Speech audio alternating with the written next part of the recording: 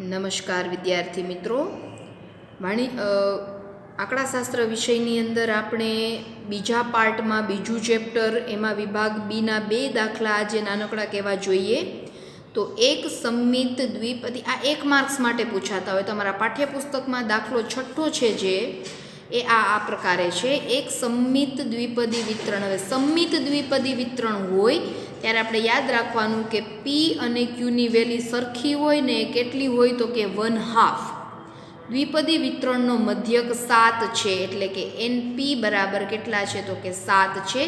એના પ્રાચલ nની વેલ્યુ આપણે શોધવાની છે. તો nની વેલ્યુ આપણને મળશે કેમ? તો n આપણે શોધવાનું છે, પણ p આપણી પાસે છે 1/2.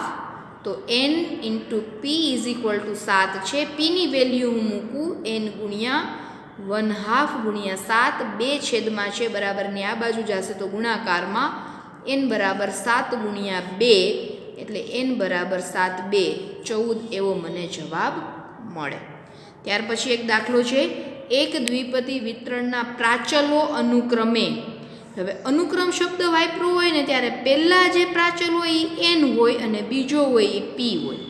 તો તેના વિચરણની ગણતરી કરવાની છે. વિચરણ એટલે NPQ આપણે શોધવાનો છે. આપણી પાસે n બરાબર 10 છે, p બરાબર 2/5 છે, q આપણને નથી ખબર, શોધવાનો છે, અને NPQ આપણે શોધવાના છે. તો q બરાબર 1 - p 1 - 2/5. 5નો લસા લઈએ તો 5 - 2/5, એટલે 3/5 બરાબર આપણને શું મળી જશે? ક્યુની વેલ્યુ.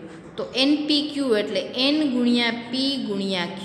n બરાબર 10, p × 2/5 અને q બરાબર 3/5. તો આપણે છેદ ઉડાડીએ તો 5 2 10. હવે છેદ ઉડતા નથી તો 2 2 4 અને 4 તેરી 12, એટલે NPQ બરાબર 12/5. આ આપણો જવાબ અહીંયા મળી જાય છે, 12/5. રેડી છે? તો આ નાનકડા કેવા 2 દાખલા હતા જે તમને 1 માર્ક્સની અંદર પૂછાઈ શકે છે.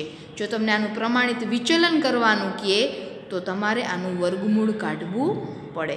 NPQ પ્રમાણિત વિચલન પૂછે તો વર્ગમૂળમાં NPQ એટલે કે વર્ગમૂળમાં 12/5, એટલે 5 દુ 10 ને 12 દુ 24 √2.4. જે જવાબ આવે એ તમારું પ્રમાણિત વિચલન થાય.